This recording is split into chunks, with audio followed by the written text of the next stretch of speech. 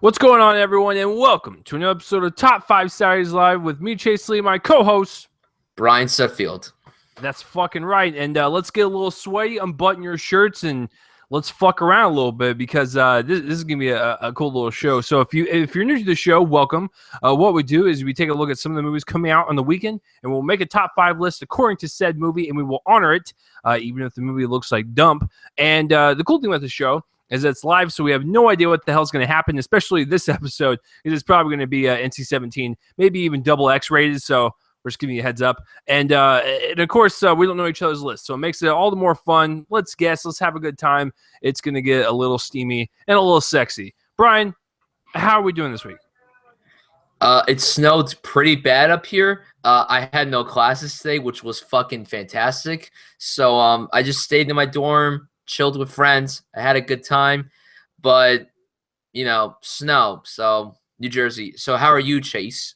Oh, the girlfriend left today after 6 days of being here, so it is lonely in my room. Except my roommate's dog looks like she is sleeping on my bed, so it looks like I'm sleeping outside tonight. So, yeah, I'm doing pretty good. But Brian, I really hate to say this, but what the hell are we honoring this week?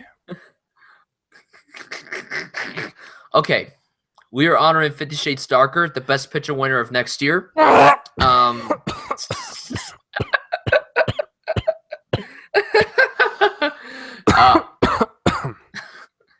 You done over there? Yep.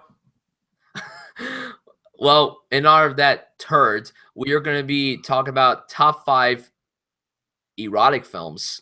Okay, so you're probably thinking right off the bat, and by the thumbnail, because you probably clicked on it, and we're probably going to get a bunch of views on this video because of the thumbnail. And if you clicked on it because you were going to whack off your 12-year-old little pecker because your parents won't let you watch porn, this is your fucking fault. This is a podcast, ladies and gentlemen. So, yeah, erotic films. And the thing is, a lot of people will confuse these with pornos and all that stuff. No, erotic films to me inhabited, like erotic filmography and cinematography and the themes going on throughout the film. And it could actually cross between a lot of different genres, including, horror, drama, thriller, and stuff. So it's really interesting to kind of see this kind of subgenre take its form and just kind of go all over the place, like an ejaculation. So there you go. Joke number one. So yeah, erotic films to me just portray something erotic, whether it be the themes, the writing, the cinematography, just the way it's just put together, and it just feels like a very mainstream.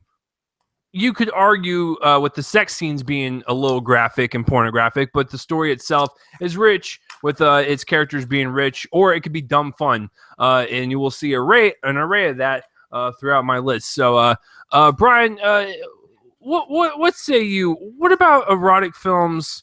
Do you like out of that? Well, I mean, if they have a good enough story, that's fine. But here's the thing with me. I want them to be sexy. And if they promote themselves to be sexy, they gotta be sexy. Like, the sex scenes don't have to be like the sexiest ever. They could be realistic, but like, I just want to feel like, oh, that's a good movie. It may be erotic as fuck, but it's still a good movie. Like, 50 Shades of Grey, it should have been sexy, but it wasn't. You had sexy people, but I'm just like, this isn't sexy. And when I see the sequel, wish me luck. That's not the kind of sexy I want. With these movies that I put on my list and on Chase's list, these are the kind of movies that we like to see when it comes to erotic films. Like, good storytelling for sure, but also we just want really sexy stuff, if that makes any sense to you guys. Like, here's the deal, and you're going to call me creepy. I don't give a fuck. When you watch an erotic film or when you watch a sexy film, right, and the sex scenes are happening, now you could have many different emotions happening throughout that scene. And the best thing you could watch in an erotic film when it comes to the sex scenes, if that scene actually makes you feel uncomfortable to be in that same theater with all those other people, that means what you're watching is pretty damn sexy and you want to kind of cross your legs. There's nothing wrong with that. There's nothing wrong with watching two human beings express their love towards each other and get it raw dog style. So it's a part of our DNA. Sex is a part of life. That's right, kids. It's a part of life. So, yeah, I'm really excited to talk about some of these films and bring some of these to light, especially some of the ones that people haven't even heard of or whatever. And like I said, I'm going to run across the gamut. My number one and my number two alone are so different tonally. It's ridiculous, but I love them all the same because they get the job done for what they're trying to accomplish. So, yeah, without any further ado, let's count down, our top 5 erotic films. So we're gonna start at the bottom of the shaft and work all the way up to the head. So it's gonna be really good stuff. So, Brian, what is your number 5 favorite erotic film of all time so far? Oh, and just to be clear, I have not seen any of the 70s or 80s ones. So Last Tango in Paris with Marlon Brando, nope. 9.5 Weeks with Kim Basinger, nope. So there's a lot of shit I have not seen, and I'm fully aware of that. Like, those are like the pinnacle of erotic cinema. These are gonna be more modern picks. I did not get to watch R-rated movies until I was 17. I got a lot to catch up on. Just letting you guys know it's gonna be a lot more modern stuff. I apologize. I realize that there are better ones probably out there, but these are the ones that I've seen that I really appreciate. So, Brian, take it away. Number 5. Number 5, Eyes Wide Shut, Stanley Kubrick's final film. This film is fantastic. It's not my favorite one that he's done. My favorite will always be The Shining, and then 2001, that Full Metal Jacket. Then this. Haven't seen Doctor Strangelove, so can't comment on that one. Tom Cruise and Nicole Kidman were married at the time this film was made, and it's really sexy because Tom Cruise, beautiful. Nicole Kidman. Listen, if you don't think Nicole Kidman's beautiful, then yeah. Keith Urban, you're a lucky man. Tom, you shouldn't have let her go.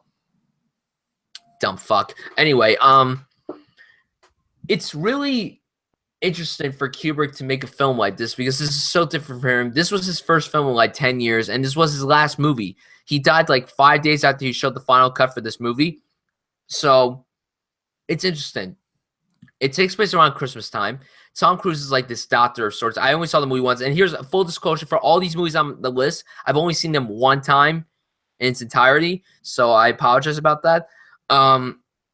This one is just, yeah, he's a doctor and he's obsessed with making love to his wife. And there's like some tension thing going on. I don't remember much of the movie. If I watch it again, which I probably will, I want to go into it like I watched it for the first time, not knowing anything, not knowing what's going to come, what's going to happen. Come, get it? No, bad. Moving on. But Eyes Wide Shut, terrifically well done film, different for Kubrick. I wish the man was still alive. It does think that this was his last film, but like, this film was great. It's so different for his filmography. I'm proud that he made a film like this. This was really fucking good. It's not for everybody. That's the name of all these erotic films. Not for everybody. This one, though, is well done. It's probably the most mainstream out of all the ones that are on my list, but that's not an issue, because this is still a great movie. Eyes Wide Shut, fantastic. My number 5. Yeah, I'm gonna pass, obviously, because it's Kubrick. But I understand, like, with Brian, there's certain genres that I don't really watch that many, so I understand. He's scraping by, but at least he put one of the good ones on there. My number 5, I'm gonna stand up for this movie because I know a lot of people do not like it, and I know a lot of people do not like the ending. And by the way, all 5 of my picks were either once rated NC-17 and the theaters had to cut it, or they are NC-17. I'm going for the graphic shit, folks. My number 5, I know a lot of people have problems with it, but for some weird reason, after I got done watching it way back when, I think it was a couple years ago, I can't stop thinking about it. Like, I enjoy some of the sequences. I enjoy some of the cinematography. Some of the music is pretty good. Some of the performances are are really well done. The story can get a little messy sometimes and a little bloated. And I know a lot of people have a problem with the ending. I go back and forth on it. But I think there's a lot of good there to where I'm okay with putting it as my number 5. And I will totally watch the older films, from the 70s and 80s, and I'm assuming they're better, and so I'll knock this one out in a heartbeat. But for right now, just to fill in a slot, I'm going to go ahead and stand up for Nymphomaniac. And that's both volumes as a collective whole. the 5 hour plus movie. A film about a young woman who is a nymphomaniac, and she's basically kind of retelling her story to this man that's asexual. And we kind of see her past, growing up from when she was a baby, and she pretty much got her vagina touched by water, and like she got in a sexual moment from it, to her in her teenage years giving a bunch of blowjobs and having sex with everyone on a train for a bag of candy. And then when you get older and meet Shia LaBeouf's character and have her be more domesticated, but she can't because she's sexual and she wants to be free. And then she gets into like some BDSM stuff. She gets into some threesomes. Like it's pretty sexual, I will tell you that much. But like I said, not a perfect film, but I do like some of the performances. I think Stacey Martin is pretty good. She plays the main character in her teenage years. I actually think Shia LaBeouf is wonderful in this. The only problem I have with him and the Stacey Martin is that they play teenagers, right? They're lovers. They actually grow older in the movie, and then Stacey Martin actually transforms into Charlotte Gainsbourg, and then Shia LaBeouf stays the same with a mustache. It's like we fucking noticed that. It's weird, Lawrence Ventura. It's fucking weird. But yeah, some of the cinematography is very beautiful to look at. Some of the sequences are really well done, whether it be the editing and how Lars kind of directed the tension in the scene. So there's a lot of good stuff there. Like I said, I am not saying this thing is one of the best of all time or anything, but it is my 5th favorite one because, like I said, after I got done watching it, a lot of people have a problem with the ending. Sometimes I understand it, and sometimes I don't really care for it. So it's kind of weird. But a lot of people compare it to a big fuck you in the face. So I like it. I'll stand up for it. There's a lot of good stuff there to where I'm just like, yeah, I'm okay with it. So, Brian, did you watch this one? Did you watch Volume 1 or Volume 2? I have watched Nymphomaniac, and the funny thing is, the first time I heard this movie was when the infamous Shia LaBeouf paperback thing happened. Like, I remember I saw the photo, and I'm just like, first of all, what the hell is he wearing this paperback for? Second, what movie is he promoting? That I saw Nympho, and I'm like, Nymphomaniac? Gotta check out the trailer for this. And I saw the trailer, and I'm like, oh, I'll check that out. Came to Netflix. I don't remember them too well because I only saw the movies one time. I remember like in part 1, it's happened more than part 2. I don't remember the ending, and I don't want to. Yeah, that's a good thing I don't remember it. I'll probably check it out again. When you brought up the Shia LaBeouf thing, I'm like, that's right. That is weird that went to lawn. It is weird, but still good. I don't think it's a masterpiece, but it's definitely better than I expected because I saw the trailer and I'm just like, it looks dumb, but I'll check it out. And it was better than I expected. So that's a good thing. Yeah, no, like I said, not the best movie in the world, but I think it's a good movie. And I think there's a lot of good stuff in it. I really liked the release schedule when it came out because part 1 or volume 1 came out in like an October or something like that. And volume 2 came out like a couple months later, literally in theaters. And it was kind of cool. Yeah, so, all right. So, Brian, what is your number 4?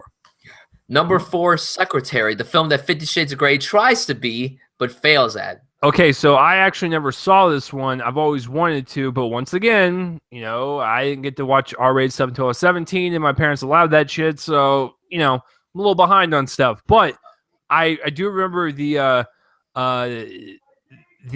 famous bend over with the legs and the leggings or whatever. So that's some hot shit right there. And I actually think Maggie Gyllenhaal is a lovely woman. So, Brian, please convince me and to everyone out there why Secretary is good and why 50 Shades of Grey should go shoot itself like Lassie.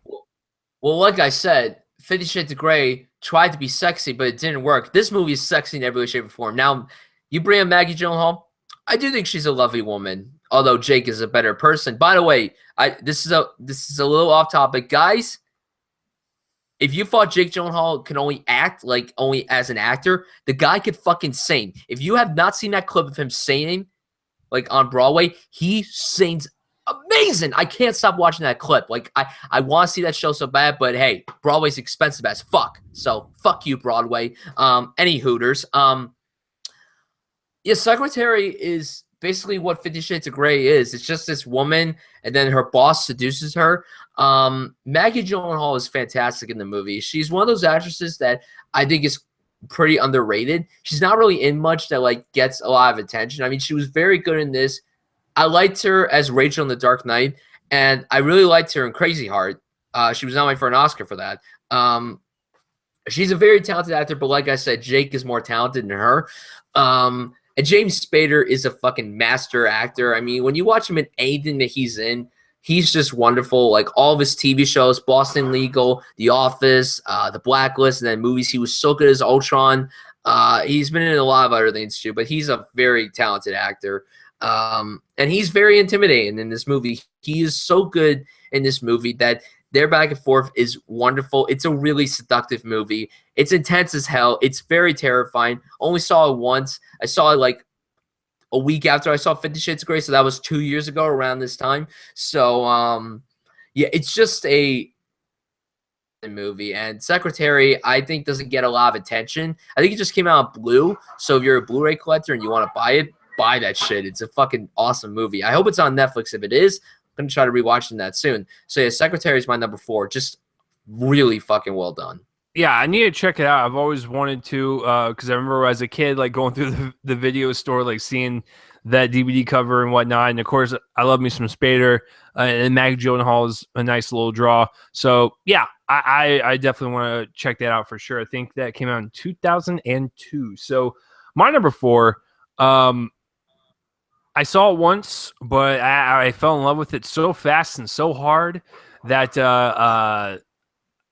you know, I recommend it to anyone that wants to watch like a coming of age romance film that's got some pretty sexy and hardcore sex scenes, but they're filmed in such a way to where I didn't feel like they were gratuitous. It just they looked beautiful, and it was kind of like one of those things where you want to see these characters get together and get it on because, you know, they're trying to discover themselves and, you know, just kind of figure out where they are sexually. And that would be Blue is the Warmest Color.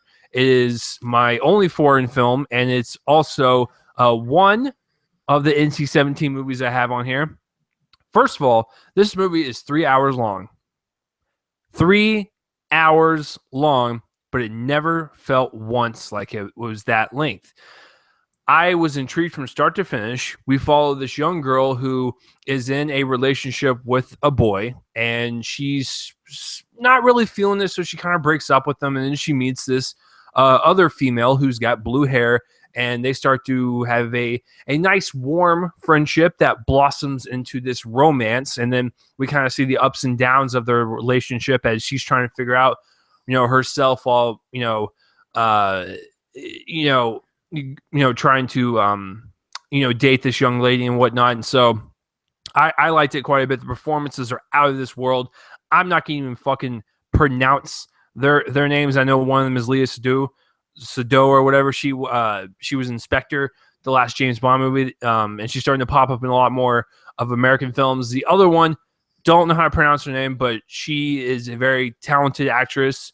I follow both of them on Twitter, and she's just a beautiful woman who is very good in the movie, and I want to see more from her. And she's doing more, staying in her foreign territory, foreign market of films or whatever. So they're kind of branching off, but I'm excited to kind of see where they go with their movies. But it's just simply just put, it is a beautiful, wonderful 3 hour long coming of age romance film about a woman falling in love with another woman, and really just at the very end, it is heartbreaking. And a lot of people were praising the fuck out of this movie when it came out in 2013 or 14, and I believe it's on Netflix still. Check it out. I know it's long, but trust me, I think it's one of the better ones to come out this decade so far. So that is my number 4.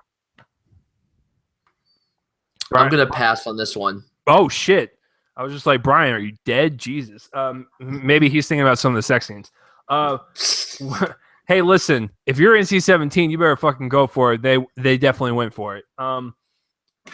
Yeah. All right. So, yeah, what is your number 3? My number 3, I completely forgot this was an erotic film because, like I said, all the films on this list I've only seen one time. Shame. Okay. Shame, for those of you who don't know, this story is by Steve McQueen, and this is the guy who directed 12 Years a Slave. Stars Michael Fassbender as a man who has a huge sex addiction. This guy is a complete sex addict. Carrie Mulligan's in the movie. I think, are they lovers or are they siblings? They're siblings.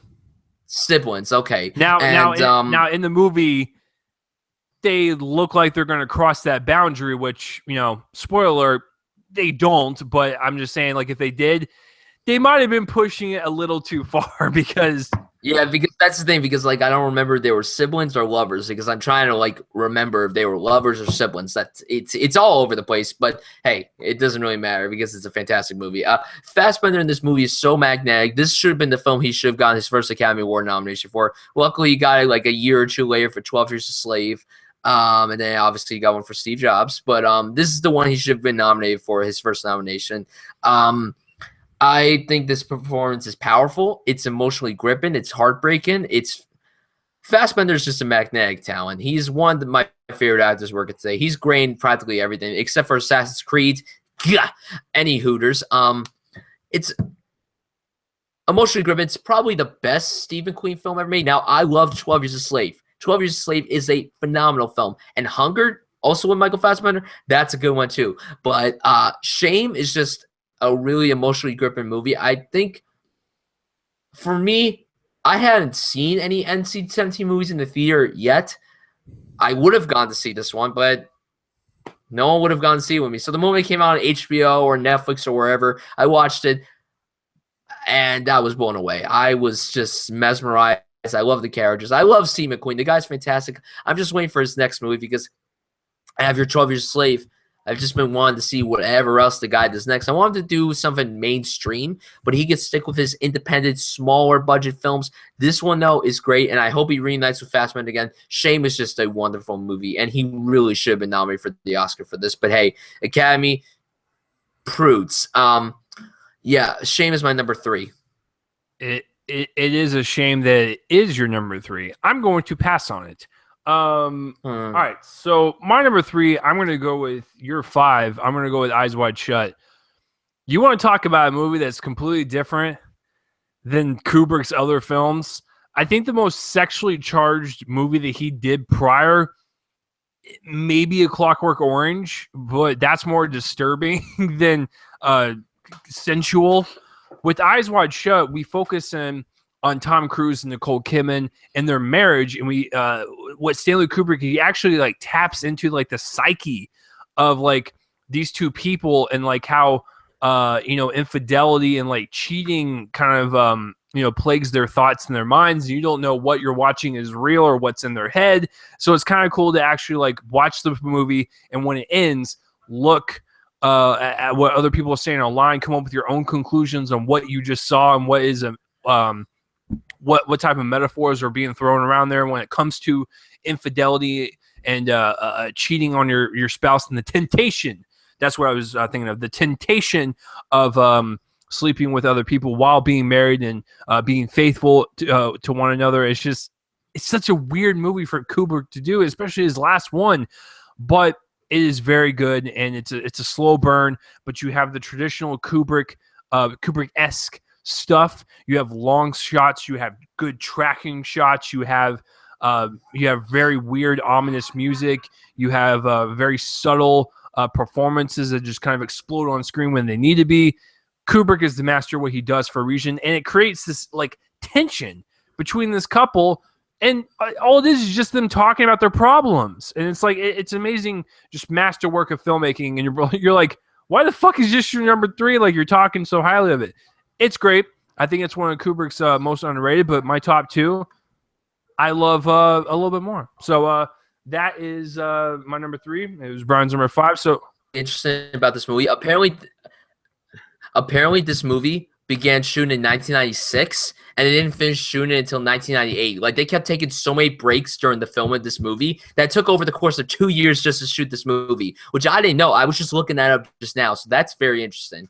That's probably why Nicole Kidman and Tom Cruise got divorced, because they're just like, God damn it, we're working on the same movie again. Like, I'm tired of your face. So, yeah. All right. So we're getting into our top two now. Brian already revealed what one of his answers is. So I'm curious to see where he is lying on some of these. So Brian, I guess take it away. What is your number two? Okay, my number two is either your number two or number one. I know for a fucking fact it's on your list. I know for a damn fact it's on your list. I think it's your number one because you passed on Shame. I don't think Shame is your number one. I don't think so. So for my number two, I'm going to say your number one. So my number two is Showgirls. Showgirls is in my list. Really? I'm so shocked because I know you love. I chose the other Verhoeven film, so we have the same director. We just have different films. So can you please explain to me? I'm just going to go ahead and just say my number two right now because Brian and I are in the same vein. Mine's Basic Instinct, not Showgirls. Listen, I like Showgirls quite a bit because that is like the pinnacle of like trash content, but it is so goddamn enjoyable. You just can't help but not love it. And who doesn't fucking love Kyle MacLachlan and Elizabeth Berkley? So, Brian, I'll let you go first. Why is Showgirls your number two? And I'll explain why Basic Instinct is my number two. All right, so okay. So everyone was talking about this movie Showgirls, and I'm just like, what the fuck is this? Like all these female movie reviewers on YouTube were talking about, oh, Showgirls is a cinematic masterpiece. And then I heard men go, oh, Showgirls is fucking awesome. And I'm like, okay, I gotta find this Showgirls movie and check it out. Oh my God, it was so fucking funny. I couldn't stop laughing. This movie is so fucking amazing. It's wonderful. Now, Paul Verhoeven directed this. It's weird because when I watched this, I didn't know who directed it. Then when it said Paul Verhoeven, I'm like, I know that name from somewhere. And then I'm like, this is the same guy who made RoboCop, Total Recall, fucking Starship Troopers. What the fuck? The same guy who made RoboCop made this movie. I don't even know where to begin. I mean, this film is so fucking enjoyable. Like I said, I've seen every single movie on my list one time. I've only seen this movie one time. It was so fucking awesome. I want to watch it again so badly because Paul Verhoeven is right now on the map because of that foreign flap he did. Haven't seen it. Chase hates it. I haven't seen it, so I can't comment. Any Hooters. Showgirls is fucking awesome. Elizabeth Berkley is one of the most sexy women I've ever seen in my life. I remember in like 10th grade in health class, I watched a movie where she was like seduced by a student, and I'm just like, okay, I know this girl from Saved by the Bell stuff. Then when I saw her in this, I'm just like, that's not, what's her character's name? Jessie from Saved by the Bell. That's not her. This is whatever character she's playing. The scenes in this movie are incredibly graphic, and they're so sexy. See, this is what I want in a movie, guys. Whenever I watch these films, I want to feel like I'm having fun. I want to feel like this is sexy. And when it's not sexy, talking to you, 50 Shades, that doesn't work. This movie worked for me because it was just so clever and stuff. Yeah, is it a great movie? No, it's a piece of shit. But you know what? Deep down, it's a fucking masterpiece. Yeah, it's not like the greatest movie ever, but it's so good. It's so good, though. It's so funny. I love it so much. Oh, my God. And then everyone is sexy in this movie. It's just, oh, my God. I just want to watch it again so badly. Like, I want to watch it so badly again. You know what? I got to find Showgirls, watch that shit. And just make sure it's just me because I don't want anyone coming into my door and be like, what the fuck are you watching? Yeah, fucker. Showgirls is my number two. I'm just kind of shocked. I'm just like shocked that this is a Chase's number two. But then again, I forgot he directed Basic Instinct, which, by the way, fucking fantastic. That's another good movie. Basic Instinct is probably the better film, but Showgirls is just so fucking enjoyable. So I couldn't put it off the list. I couldn't not have it on the list. Okay, so let me just say this right now. Showgirls is basically like if you made an NC-17 Lifetime movie and you put it in theaters and it didn't make that much money. First of all, as a 90s kid, I grew up watching Saved by the Bell, and I know it started in the late 80s and stuff, so I know I didn't watch it until, like, you know, when it was in the later years, but I still watched it. I am one of the few fucking people I know. Listen, every single dude out there was like, oh my God, Kelly Kapowski. She's the hottest one. She's the hottest character on that show. No, she's not. it's Jessie. It's fucking Jessie. And it's because, you want to know why, to be honest with you, is because I have been a tall motherfucker my whole life. I'm 6'4". She is tall. She is voluptuous. And she is just downright silky. God damn it. I just wanted to just lick her up and down. And when you see her in Showgirls and she's butt-ass naked, you're like, the commitment on this woman to just go all the way is great. And it's not just because of the sex and nude scenes. Like I said, it's just wonderful Lifetime trash.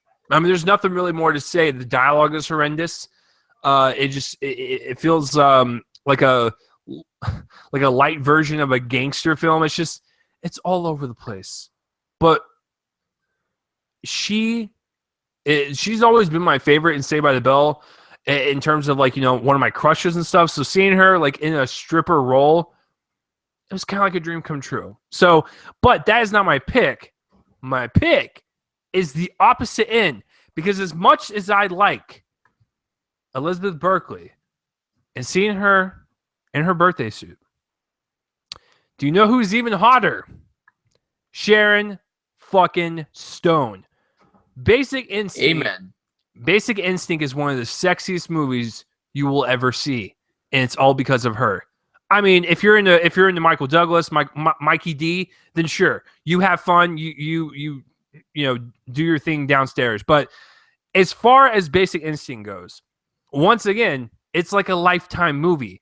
It's about Sharon Stone being seductive and screwing Michael Douglas over left, right, and center, and she's like seducing the cops and like seducing, you know, all these other people. She gets away with everything all because she's got the looks.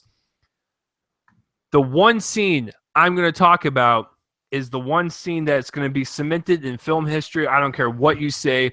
It's the sex scene and Paul Verhoeven turning the camera upwards to that glass mirror on the ceiling, and you see the action from above. It is one of the sexiest shots I've ever seen in a movie, and it's not even the best movie to deal with, you know, a femme fatale, basically. But it was the first, like, femme fatale type of movie I saw, because after this one, as far as I know, because, oh shit, Brian, I'm blanking. When did Fatal Attraction come out? Did it come out before Basic Instinct or after? I'm gonna look that up right now. Before. Okay, so Basic Instinct is a ripoff of Fatal Attraction.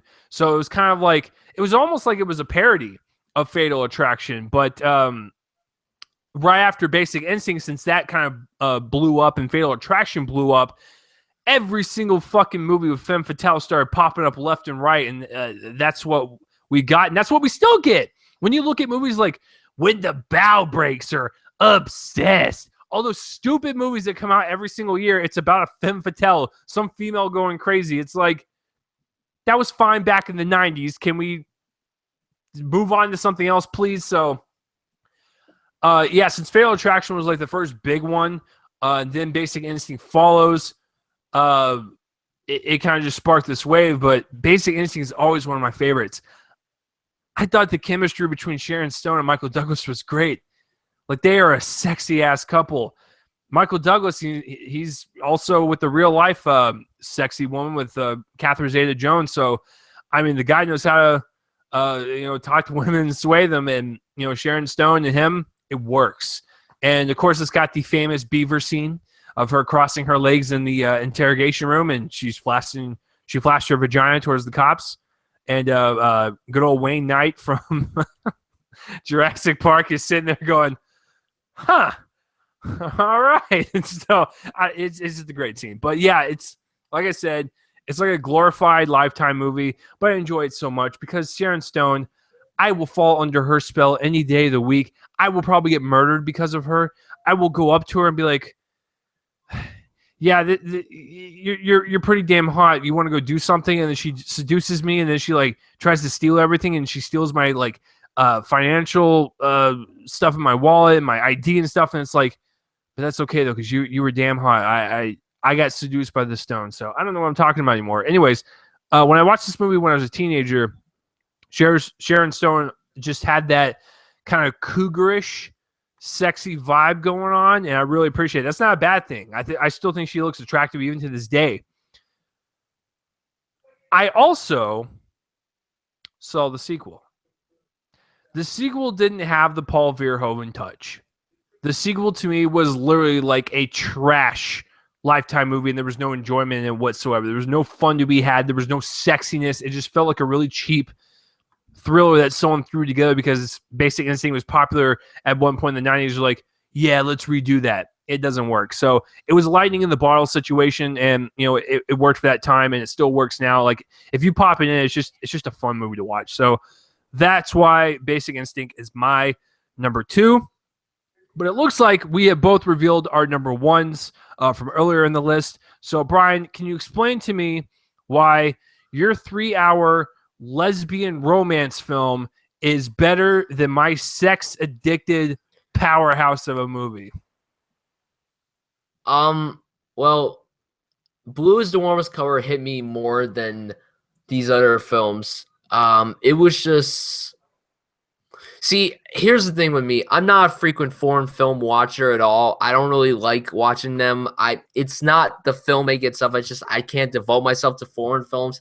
I'm sorry to our foreign listeners out there. I really am sorry. I like foreign films, and now I gotta start watching more because Jack Nicholson is gonna be in the remake of a foreign film that's currently nominated for a fucking Oscar. So I need to watch that like now. But any Hooters, Blue is the Warmest Color. So fucking fantastic. I mean, how was it that this film did not get nominated for the Oscar for foreign language film? Now, I don't know what won that year, and to be quite honest, I don't give a damn, but whatever won that year was probably not as good as Blue is the Warmest Color. Blue is the Warmest Color was the foreign film that year that everybody watched, everybody praised, everyone wanted nominated for the Oscar. It was so realistic that I thought these two were lovers in real life. Leah Seduk was terrific in this movie. Her name is Adele, just like her character in the movie. Her last name can't fucking pronounce because if I pronounce it, I'm probably gonna get slaughtered. It's a very sexy Greek name. Very sexy. Blue is the Warmest Color. It's a sad movie when you think about it. I mean, yeah, it's sexy as hell. I mean, these two women are incredibly gorgeous. Leah Seduk, believe it or not, I mean, this was my first time I saw her. Well, actually, no. Possible, the fourth one. When she fought Paula Patton, that was really fucking hot. Then I saw her in this movie, and I'm just like, oh, it's her. She can act. Cool. Then she was in, like, Spectre, like you said. That scene, that sex scene with Daniel Craig, I fucking hate you, Daniel Craig. You look like an old man, but you know what? You had to have you basically slept with Leah Seduk. That's fucking fantastic. Then she was in The Lobster, and she was good in that. Then she's been in other things too. But yeah, their chemistry in this movie is just so real and so powerful and so touching that it just works. Yes, the movie's 3 hours long. It is a very hard film to sit through. I'll tell you right now, it was hard for me to sit through this movie, but I was engrossed because of the dialogue and the direction and the acting. Like, everything about it was just perfect. I love the way it was shot. I love the way it was edited. If it was short, would it have been better? Honestly, it felt more realistic that it was a long movie. The 3 hour long, 3 hours made it feel more realistic than it should have been, so that was a good thing.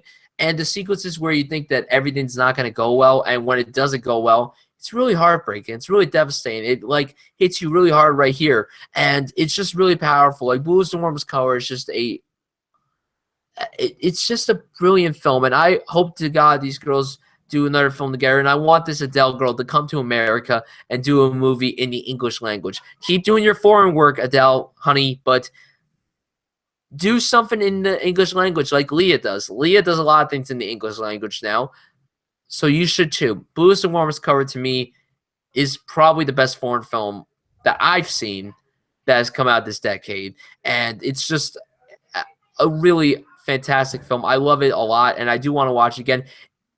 I also am trying to start collecting a lot of Criterion Blu-rays, and this is a part of the Criterion collection, so I do want to get this. But then again, I don't know if I can watch this over and over again. It's a hard film to get through, but it is just, and it should have been nominated for the Oscar, just like Shame should have been. So, yeah, these two films were snubbed. So, yeah, fuck you, Academy. Yeah, I'll get to that in just a second. But with blue is the warmest color, a lot of people will just look at it and be like, oh, it's just a porn film. Listen, if you follow these girls' journey from start to finish, it is heartbreaking at the end. Brian knows what scene I'm talking about. It's at the very end, and they're in that diner, and they're having that heart-to-heart conversation about love. It's some of the most raw dialogue I've ever heard spoken about love in a film, and it kind of really hit home. Regardless if you're gay, straight, whatever, this is a film that everyone can relate to, and it's beautiful. It's a beautiful film. So my number one, I remember like it was yesterday, December 2011. I travel to Dallas to see my first ever NC-17 movie in theaters. I paid actual currency for it. I remember I walked in there and there was 5 other people. It was me. There was 2 chicks in front of me. There was a guy in a trench coat in the back. I am not even joking. I know it's a stereotype, but that was for real. And there was no guy like in the corner in the front row. I had no idea what to expect. I just knew that Fassbender was one of my favorites because I really loved his performance in X-Men: The First Class, and that came out the same year. So after I saw X-Men: The First Class, I was like, dude, this Fassbender guy is really dope. Because I think, to be honest with you, I think X-Men was my first ever Fassbender movie I remember seeing. Now, I know he was in in Inglourious Bastards for a quick little scene and stuff. So he's been in movies and he's kind of been sprinkling throughout the industry. But X-Men was the first time where I was like, dude, this guy's fucking dope. I want to see more from him. I read up on Shane before I went to go see it, so I knew it was about sex addiction. And this is one of my favorite films about addiction, period. Like, it's that good. And like what Brian said, I'm kind of appalled it didn't get nominated for shit at the Oscars. And if it's because it's about sex and addiction, it's so dirty and stuff, and it's NC-17, who gives a fuck? It's a really well done movie. If it needed to be NC-17, it needed to be NC-17. To be quite frank with you, a movie that's about sex addiction, I'm okay with that. Because that is the subject matter at hand. And, the sex that he does in the movie, it's there's a lot of it, but you can definitely tell in his face that he's not really enjoying it. And that's like the sad thing about this movie is that it's not really sexy per se. It's more along the lines of it's got a lot of erotic scenes and sequences and cinematography in it to where this does count. It's a more of a character study, if anything. When we see Michael Fassbender and his addiction, and we're talking like he jacks off in his bed, he jacks off in public, like he has to jack off in the work bathroom, he has to have sex with random people, prostitutes, threesomes, like it's all over the place. But you can definitely tell he is not enjoying it. He's doing it because he has no self-control over it. And then his sister comes into town, played by Carey Mulligan, and you kind of see their relationship kind of go back and forth. And, at one point you thought they were going to go down the incest route, and I'm glad they didn't. But that just shows you how damaged he is. But, with people like his sister there and other people to kind of comfort him and whatnot and try to push him through, these issues and kind of, talk him through his problems, it was just really kind of a magnificent story. And the performances were so powerful. Like, you felt like these were real people. And at this point, I didn't know who Fassbender really was. He's not, as well known as he is today, because Shame, like I said, came out in 2011. But it's just a wonderful film about addiction. It's like I said, it's very visceral and very raw, and just kind of gets in your face about this. And know that some people actually do have this condition. And when you watch films like this, you kind of, if they're seeking help, wherever, you kind of want to help them out and whatnot. But when you mix it with the performances and you mix it in with kind of like the grounded look of it, the cinematography, tone, and the direction of it. It's a very powerful movie. It's very subtle with his performance and whatnot. Uh, there's, like I said, there's a lot of subtlety there, but there's a lot of, like I said, pain and suffering behind his eyes. But deep down, he's a good dude. He's just trying to change his lifestyle, and it's one of those performances where I walked out of that movie going, "Oh, Fassbender's gonna get nominated, right?" No, he did not. Neither did Steve McQueen for directing, cinematography, nothing. And I have a bad feeling in my stomach. It's because it was NC-17. It's so stupid. It's one of the best. I own it on Blu-ray. I think it's like the most high quality like erotic film I have on Blu-ray. But it's definitely worth it. Case in point, I lent this movie out to Joel, who I have had on my podcast numerous times. He'd never seen it. He came back with it. He was like, "That was amazing. I can't believe I did not watch that in 2011." If I had to make a top 10 list in 2011, Shane would have probably been number 1 and number 2. Like it was just that good. So I think it's actually Fassbender's best performance, followed behind 12 Years a Slave, and then after that, I'd probably actually go Magneto. He's actually really good in that role. So Shame is my favorite Fassbender movie. It's actually my favorite Steve McQueen movie.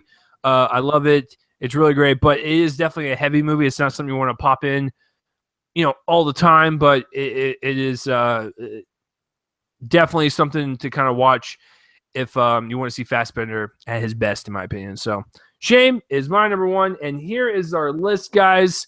We have a lot in common for sure. But yeah, I would recommend all these, and I really am looking forward to checking out Secretary if I can find that shit.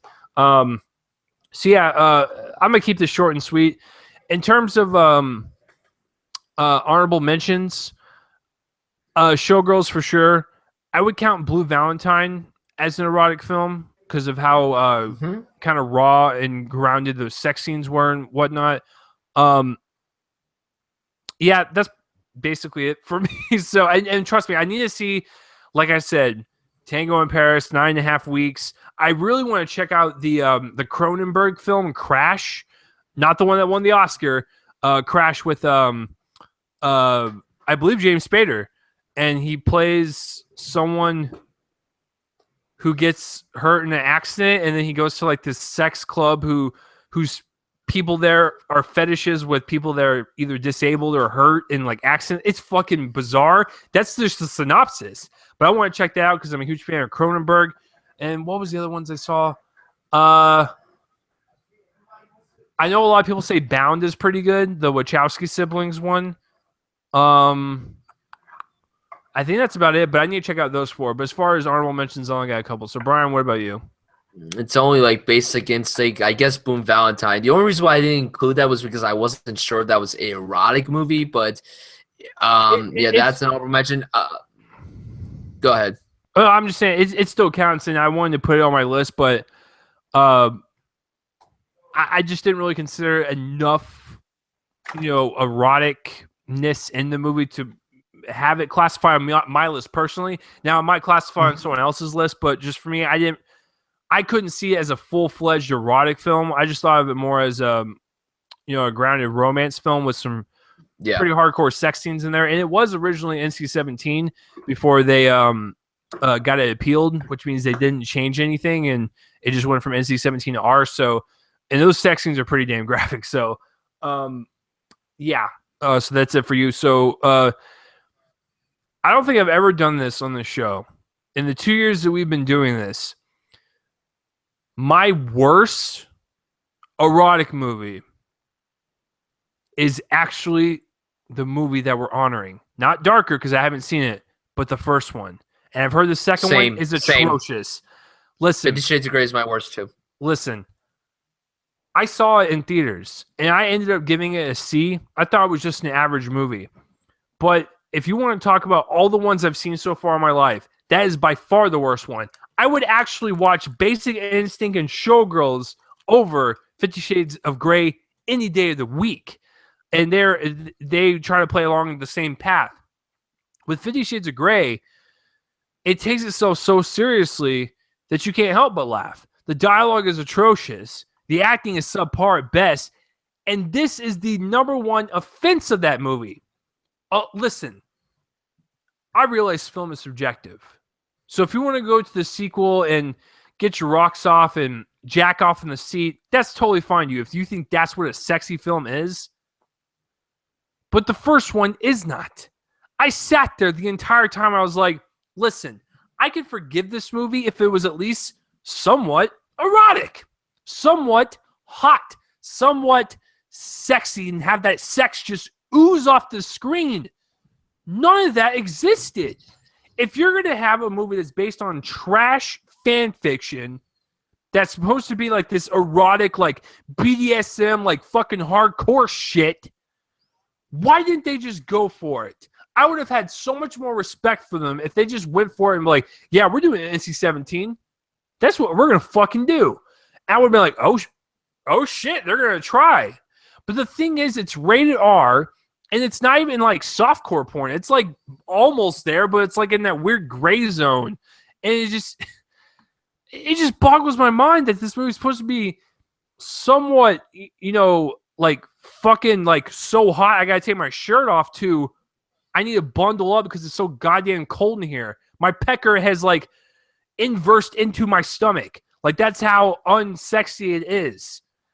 And I just remember sitting in that theater with all these housewives sitting around me. And this is not a stereotype. They were all women in their 30s and 40s. And they're like, oh, Christian, oh my God. Oh yeah. It's like that. Nothing really happened in that movie. It's what the worst mainstream erotic film I have ever seen. And mainstream as in I saw in theaters. Brian, why does 50 Shades of Grey give you a headache? I cannot stand people in my age group that like this movie. Now, look, I understand that people my age, and I hate to judge people my age because there are plenty. I go to a great school with a filmmaking program. Everyone in my filmmaking program knows that this movie is an absolute disaster. But for the people outside who realize, hey, this film is actually so entertaining. I mean, if you want to look at it that, fine, whatever. But this movie is just so bland. I movie hopped during this movie. This is what happened. So I went to go see Kingsman. I bought a ticket for Kingsman, and then I snuck it to 50 Shades of Grey. Now, I wasn't originally going to do it. Because I'm like, you know what? I'm going to stay away. But then I'm like, all right, I'll go watch. And I watched, and I wanted to kill myself. And, it wasn't my least favorite film in 2015. That went to Unfinished Business. This was my This was my number 3 because my top 2 were Unfinished Business and Fantastic Four. This one just, it was so boring. It's so slow. It's not sexy. Dakota Johnson, a lot of people don't think she's that hot. I actually think she's a very, very, very good-looking girl. I think she's very attractive. And, Anastasia Steele, she should be a sexy character. Yeah, you pick someone sexy to play her, but the character is not even sexy. She gets beaten by her fucking idiotic Christian Grey face and, BDSM and shit. It should be sexy, right? It's so fucking dumb. It's so boring. It doesn't even work. And now the sequel, which is directed by the guy who made Glengarry Glen Ross, which is one of the greatest films I've ever seen. I fucking love that movie. I did a project on that movie in high school, and that's one of the best written films of all time. So when I heard that this film was worse than the first one, I was in shock. Because I saw the trailers and I'm like, it looks bad, but it could be a tad bit better. I hear it's worse than the first one, which is absolutely insane. But the first one it sucks. It sucks. Like, I hate that it made more money than Kingsman or whatever else came out that weekend. Listen, everybody, go see Batman or John Wick. Do not go see 50 Shades Darker. Now, look, if you have a girlfriend that wants to go see it, buy a ticket for something else so you don't contribute any money towards this movie. And if your girlfriend is smart by wanting to go see a Batman in a Lego format or seeing Keanu Reeves kicking ass, then that girl is smart. That's the girl you want to be with. Don't be with a girl that wants to go see 50 Shades Darker. Like, no. No, I hope this movie tanks. It's not going to tank because every moviegoer nowadays is so fucking dumb. So, 50 Shades of Grey, one of the worst movies of the decade. It's not like, I wouldn't say it's one of the worst movies I've ever seen, but it's really fucking bad. So, not everyone that wants to go see it is dumb. My girlfriend wanted to see it. But here's the difference, though. I wouldn't mind going with her because I could probably get some like very laughable enjoyment out of it. I would never want to go by myself. Why the hell would you want to go by yourself and just like sit there with all these moaning housewives who have sweatpants on? Oh, Christian Grey. Oh, that's BDSM. What I'm gonna have to do. I'm gonna have to do that. BDSM. Oh my god. Oh, what is that? Listen, you know what's really weird about the first one is that it's marketing like as this BDSM, like, oh my god, it's gonna get like fucking frisky and shit. They're gonna have whips. They're gonna have chains. That sounds like it could be pretty hot, right? They had 5 slaps with the whip and maybe some chain play. That was it. What kind of fucking torture room is that? He slaps her on the ass 5 times at the end of the movie, and she's like, "Ooh, too much." And she just pulls up her pants and leaves him. And just like, this is what you wanted. You fucking signed a contract. You knew that what this fucking weirdo wanted. You agreed to it. A fucking contract? Oh my god. It's just I don't get the stupidity of these characters. But guess what? It's one of those movies that it's just going to be forgotten. And I hope it's forgotten. But guess what? It's actually going to be a threat towards John Wick 2 and Lego Batman movie this weekend. What the hell world are we living in? Okay. So that's it for our worst, guys. So what about you guys? What are some of your favorite sexy films? Please let me know what are some of the ones from the 70s and 80s that I missed that I should check out and whatnot. Like I said, I'll check out the ones I listed. And then what are some of your least favorite? I'd like to know all of them out there that exist. And I know good old John, Kenny, and a few other people, Mr. John as well. I know you guys comment every single week, so please let me know what you guys have. So, Brian, what are we doing next week? Oh, next week is a very good topic. We're honoring Fist Fight, which looks garbage, but hey, it stars Ice Cube. We're not going to do our top 5 Ice Cube films. We're going to do something interesting. We're going to honor people. We're going to do our top 5 musicians turned actors. Yeah, rappers count, by the way. Yeah, this is going to be a lot of fun, and anything goes. If they have been in a movie, it counts. I don't care if it was just one time and they quit, it counts. And I'm not talking about cameo. I'm talking about like role with dialogue. So it can't be like, I'm trying to think of an example of like where a musician just came into a show or movie where everyone just like said a line and left. I can't think of any, but it has to be like an actual substantial role, like an Ice Cube in Fist Fight. So, yeah, so that will be fun for next week. This week got a little hot, got a little steamy, and then we reminisced on the Pooh that came out a couple years ago. But we are honoring 50 Shades Darker with better movies. So this was actually a PSA for better movies that are better than that one, including the one Brian listed, Secretary. So, yeah, so we'll see you guys next week for musicians turned actors. Brian, where can the people find you online? You can find me on Twitter at BrianStuds98. Hopefully I don't have a heart attack when I see 50 Shades Darker. And you can find me on YouTube at Brian Sudfield. So when I see the movie, I cannot wait to make a rant review. I am so fucking excited. I love rant reviews, so this is going to be fun. Yeah, all those people that listen to my podcast every Sunday, I ain't doing that. I'm not doing that shit. Hey, you know it looks awful. I don't need to fucking tell you. So I will, of course, do the other 2 movies instead because I am a normal person. Yeah, so if you guys want to follow me on Twitter, it's @RealChaseLee, all that stuff. YouTube, subscribe, and let people know. Share this around and let people know that this is the definitive top 5 podcast and you enjoy yourself every single fucking week. And I enjoy the same 3 commenters on every single episode. All 3 of you guys are great. So I appreciate. Yeah. So we'll see you guys next week for an episode of Top 5 Saturdays Live. I'm Chase Lee. I'm Brian Seffield. That's fucking right. Peace out, everyone. See you next week.